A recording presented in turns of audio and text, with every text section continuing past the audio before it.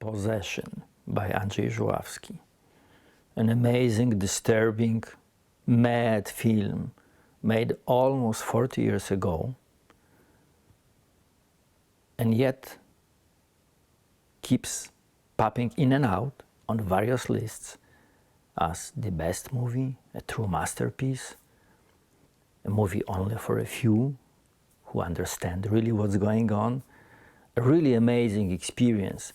I have a couple of ideas about what's going on there, subjective, and I'd like to explore those ideas in the next episode of Thinking Camera.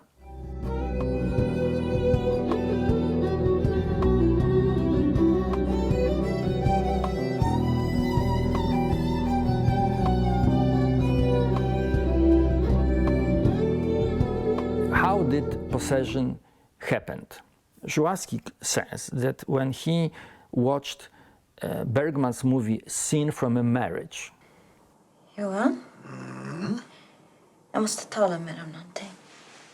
Jag minns det så förskräckt ut, inget farligt. Men det låter ju verkligen hotfullt. Vad är det du ska berätta då? Jag är med barn. Det sa jag för 3 veckor sedan och du förnekade det. Jag vill inte oroa dig. Det var ju verkligen hänsynsfullt. Ja, vad ska vi göra nu då? Menar du att du vill göra abort? Jag vill att vi ska resonera om saken och sen gör vi som vi gemensamt har beslutat. Det får väl du bestämma. Varför ska jag Det är bestämma? självklart. Det är du som får ansvaret och besväret och alternativt glädjen och tillfredsställelsen. Menar du att det är likgiltigt om vi får ett barn till? Likgiltigt är det verkligen inte alls. Hur vill du ha det nu då? Svara ärligt. Det är väl inte så lätt. Är det så svårt att vara uppriktig? Nej, men nu är du väl orimlig, Marianne. He Vad var din was första impuls? impressed by its technical abilities. He said that it was great, and yet something was not right, and he started to explore the subject in his own way.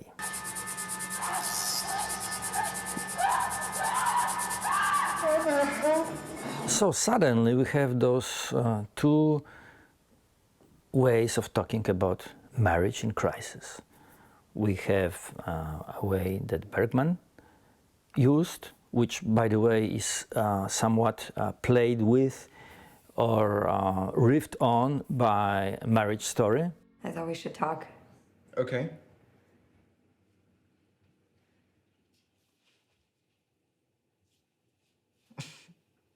I don't know how to start.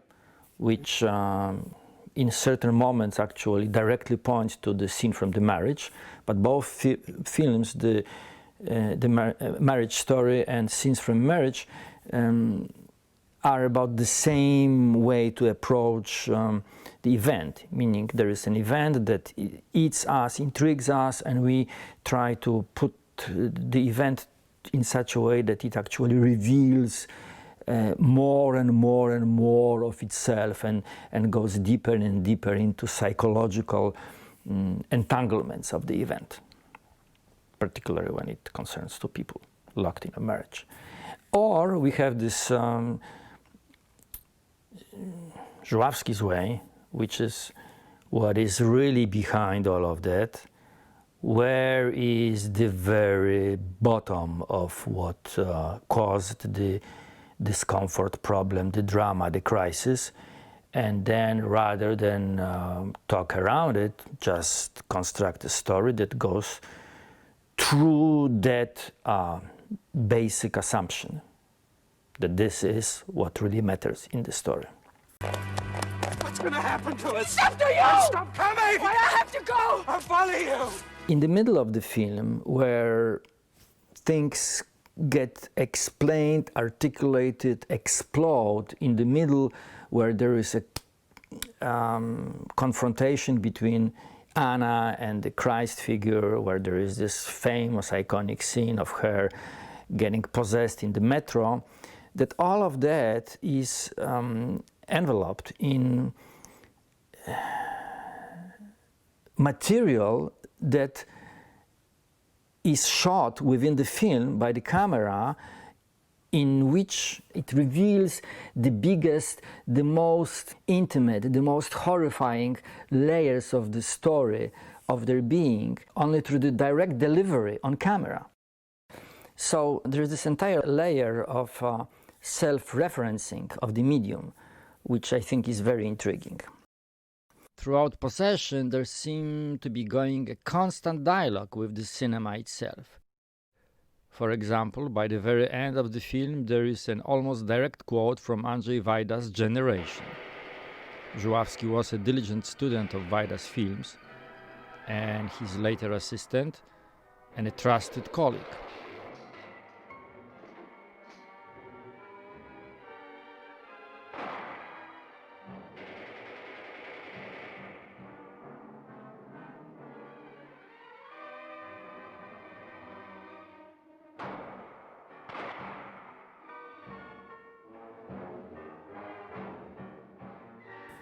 When I watched Possession, what struck me very strongly is the fact that it seems to be play of Chinatown and Rosemary's Baby.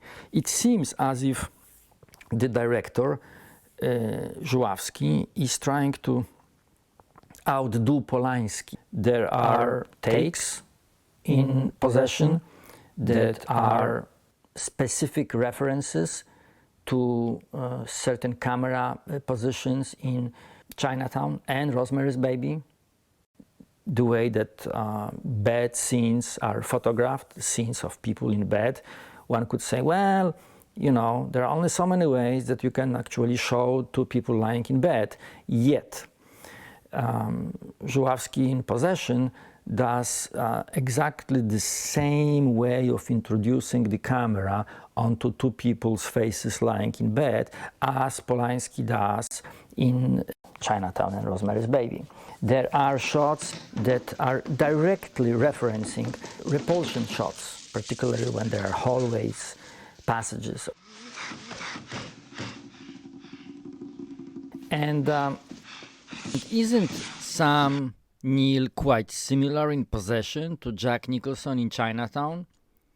Is this just a coincidence in looks, mannerisms, greens and charms? Perhaps the voyage of the private eye in Chinatown was a springboard for the voyage in Possession. In one film, the private eye descends into the social and psychological darkness. In the other film, the journey to discover the self and the truth about the world utilizes a private eye. In this tale, just a secondary element in the exploration. Were the makers of Possession not aware of then the 7-year-old masterpiece? That's kind of doubtful. I would love to talk to the people involved in the production of Possession about that. Film noir meets horror meets psychological drama in Possession, but the genres are banned and played with since they are in a higher service, and that is the service of processing pain. How strangely the private eye subplot is handled in Possession. The office of the private eye is devoid of the customary and obligatory shades and shadows. Żuławski goes the other way. The blinds are white, the camera is reserved and, unusually for this film, withdrawn. The same happens early on during the "I'm done with my work" reporting to the Committee of the Mysterious Employers. Clearly, the aesthetics of mystery are reserved for the monster and its surroundings. In terms of overall meaning and the vibe of the film, Possession seems to be the out of safety of the genre cry about the inner torment of the guy who is dumped. Other means of handling the pain are metaphors, doppelgangers, justification of being dumped by the only solution acceptable. In order to be better than me, one has to be a monster, the devil incarnate. End of my imaginary quote, of course. The pain of separation, the pain of the lost love, howls on the screen by all means necessary. The film style becomes secondary to the process, which includes switching genres and intense psychological musings. I invite you to explore Schopenhauer Possession links, so interestingly described in a sadly for now only Polish language essay linked below. According to the production stories, what we see on the screen is in many cases the result of logistical shortcomings, not enough time, dropped characters and scenes. Yet, Those omissions don't seem to change the intensity of the fury and anger. Quite the contrary, as Zhuaski admits somewhere in one of his books, I believe. They may have aided the film. Perhaps the people who greenlighted Possession sensed that the most important element in the project was the director's personal trauma, and the script and the story was almost secondary to that. So clearly the world of the betrayed is a bleak and despaired reality, while Chinatown is a trip into the real meaning of reality, into the realization that it's all Chinatown. The Possession is actually the trip going one step further into an ontological Chinatown. And it's a bit similar to The War in Sacrifice by Tarkovsky. Possession chases transcendence in an audacious and flamboyant way. It cannot be a project of that caliber without God, after all, right? So it deals with God and what is God and how the God or lack of it manifests itself in the world. And strangely enough, in the previously mentioned The Marriage Story, even though that movie represents a more square, realistic approach, the same transcendental element makes its way into it in a little bit more tongue-in-cheek way. The basis of our Judeo-Christian whatever is Mary, mother of Jesus, and she's perfect. She's a virgin who gives birth, unwaveringly supports her child and holds his dead body when he's gone. And the dad isn't there. He didn't even do the fucking. God is in heaven.